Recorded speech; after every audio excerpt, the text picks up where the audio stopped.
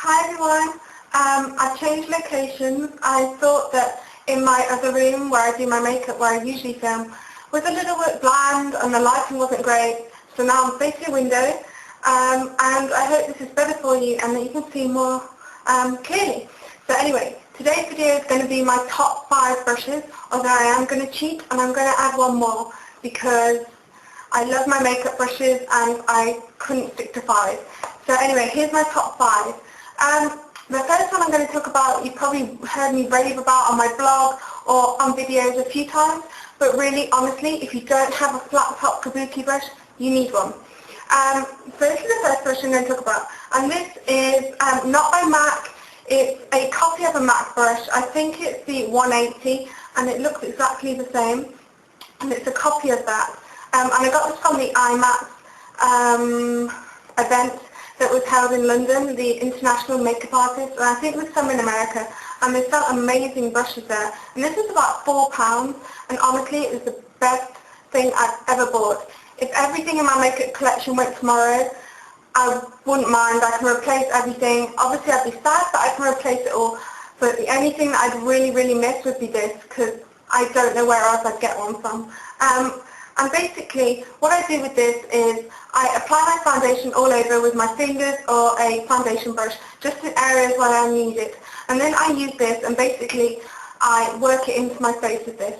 So I just buff away everywhere and blend. And it seems to make the foundation kind of stick to my face better, so it's not very, it's not clear. You know, sometimes you can get that cakey look on your face. Well, this completely eradicates that and gets rid of it straight away, and it makes it bond and makes your foundation look more natural, or as natural as it can, because after all it's not real and it's not your real skin. This makes it look as good as possible.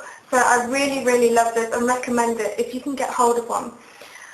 So yeah, that's that one. And the second one is a flat top brush as well, and this is by Sonia Kashuk, and I recently bought this.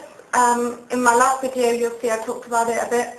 And I love this brush. This is amazing. This is really good for getting in the hard to reach areas. So when I've used that all over, I'll use this to go around between my nose here and around my mouth and in the inlets around my eyes and my forehead here, because that brush is quite big, if you can see, and it doesn't get the hard to reach places. So this really does, and it's amazing. This brush is fantastic. And it's by Sonia Kashuk, and I think it costs about £15. And that one is the only one in my top 5 brushes that isn't from MAC.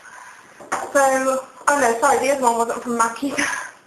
Oh dear, it's a MAC copy. Anyway, okay, the next one that I use the most is my bronzer brush, and it's the MAC 150. These are really dirty. I haven't had time to clean them, so I apologise. But it's the 150, and this is really good, rounded. The bristles are really dense and packed in, so you can get a more even finish on your bronzer. And I just swipe it in my bronzer and just work it in circles around my cheekbones, around my forehead, and on my nose, and on my chin, and down my neck as well. And it's a really good brush, really fluffy, and it applies bronzer really well. So I love that one. That's the 150. And the next one I also use for my bronzer, but I use it when I'm contouring. And this is the MAC 136. And if you can see, it's probably about the same size, tall, height-wise, but it's much thinner. It's a fat one, that's a thin one. And I find this is really good for, I use the top bit, and I just do that, you know, contour down there and down the sides of my nose, and I find it gets a really good line and defines my face.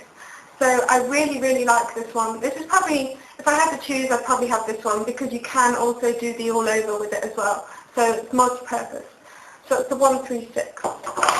And the next brush that I use the most is my kabuki, and this is the 181. It's by MAC. And I use this to apply, when I finish my foundation, to set it, I use a invisible powder. Sometimes it can be the MAC skin finish, mineral skin finish, or block powder, or a mineral powder, or anything like that, and I use this to apply it.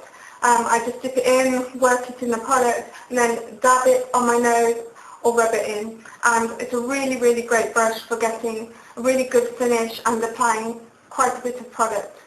So I love that one. Okay, so that was my top 5, and they're all face brushes, and that's basically because in the day when I'm not going out or if I'm at home, I don't use eyeshadow brushes very much. Recently I've been really lazy. I like to do a good face, but with my eyes, I basically usually every day just use my fingers and apply a paint pot or a shade stick or something like that. I can't be bothered to do the crease or anything dramatic at all. But if I am going to use a brush, and I am going to do something with my eyes, then pretty much the one I would pick out of all the ones that I have to be an essential would be the 117, I think it is. My number has rubbed off and I'm really bad with this, but 217, sorry, I knew it was 7 something. So it's a 217, a good sized fluffy brush. And this is fantastic because I find that I could use this for my whole look. I'd get an eyeshadow and I'd use the flat side here to get the product and do an all-over wash. And then if I wanted to do the crease, I'd just dip the end of the tip in the product and just lightly apply it that way like a windshield wiper, and then like that to blend it. So basically this is the most used brush that I have for my eyeshadows. I don't really use any other brushes, to be honest, apart from the 239, I think. I can't remember. Anyway, I'll do an eyeshadow brush tutorial or something like that soon, and I'll be doing a foundation routine video next as well, so that should be good. Okay, thanks guys, bye.